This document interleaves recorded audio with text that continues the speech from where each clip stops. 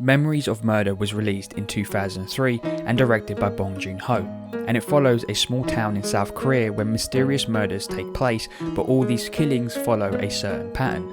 All the victims were women who were raped and killed. To help the local detective Park Do-man with this case, a city boy called Seo Tae-Yoon comes in, and they both have to put their differences aside to work together in order to find out who is committing these crimes. But by the end, the murderer was never found. This is another movie by Bong Joon Ho that is very cynical. The movie leaves the killings unsolved, and you are left horrified that it never gives you the satisfaction of the case being solved, and that purpose to leave the killer out there is uneasy, and to be kind of honest, kind of scary. When we look at a similar movie like Seven, both films follow detectives trying to solve a string of murders. But for Seven, David Fincher gave the audience an ending that at least puts us at peace. Brad Pitt killed the killer. However, Bong Joon Ho allows his murderer to still blend in with society, and that is bleak and frightening.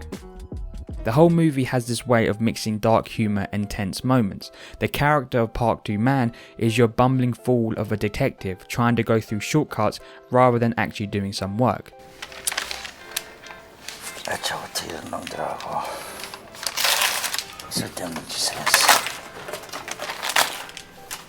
He's a character that forces innocent people to confess for the crimes so that he can be the hero, and that is disgusting. But Bong Joon Ho plays that as a laugh, encouraging us to feel at ease in these moments, when in reality we should feel sickened by his actions. So when it is juxtaposed with the scenes of the killer doing horrible things to these women, you want to go back to the scenes with Detective Park. Because for some reason, those scenes feel safer. That is because we overlook one crime, the torture of innocent suspects, but are shocked by the torture of innocent women. Both are horrible, but both are played out in ways that trick us to find one funny and the other vile. So what does that say about me as the viewer? Bong Joon Ho has highlighted that if an illegal act is compared to something that is far worse, and especially if it is going on to solve another crime, then I'm easily manipulated to look the other way, and that is the same with the other detectives in the building. They watch Park commit these tortures, but because they think it will help solve the crime, they let it slide. And I am part of that, shown by how I was never aggrieved by Park's actions, forcing people, especially a man that has mental difficulties, into confessing to crimes they never committed. Sure, I knew it was bad, but it was part of the story. That was my thinking. Whenever the scenes of the women tangled and tied up appeared, I was as desperate as the detectives for them to catch the killer. So I too allowed Park's actions to slide.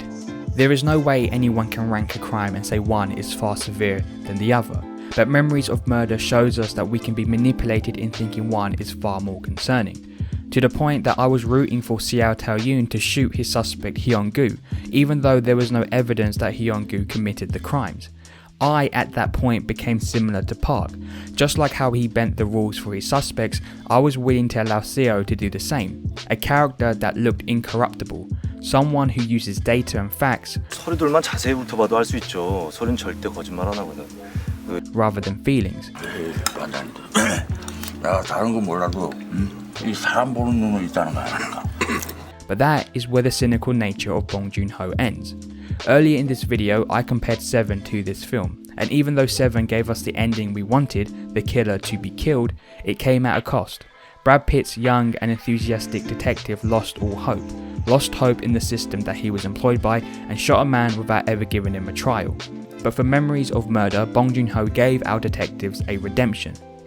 Seo was at breaking point. Seeing that young schoolgirl lying there in the rain dead was the final straw that broke the camel's back, and he was ready to give up on what he believed in. Give up on the facts to kill what was technically an innocent man.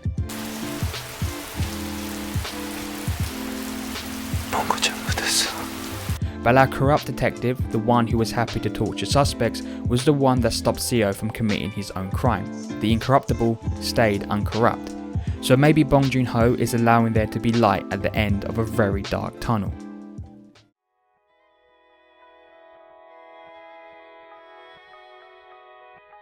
But then there is the end, when the schoolgirl said this. 그냥 뻔한 얼굴인데? 그냥 평범해요. How the man who committed the crimes went back to where it all started and remembered that time fondly. 옛날에 여기서 자기가 했던 일이 생각나서 진짜 오랜만에 한번 와봤다. 그랬는데? He was a normal, boring-looking man. That description of the killer was chilling because the emphasis is that he was a normal-looking person, no defining features, just a plain-looking man, which means that it can be anyone. And when it can be anyone, it means it can be your next-door neighbour, your bus driver, or your doctor. For Seven, it was a deranged man who used the 7 sins for his crimes. For a movie like Chinatown, it was the corruption in the city. But for memories of murder, it could have been the person sitting next to you. And that is frightening. No connection, no reason. Just because he could. And he was proud of doing it. That end when Park looks at the camera staring at us is iconic because to me it represents a failure that cannot just be felt through the movie inside that fictional world, but the failure is one that extends to us in the real world because it happens in the real world. And when crimes don't get solved, they become memories. Memories of murder.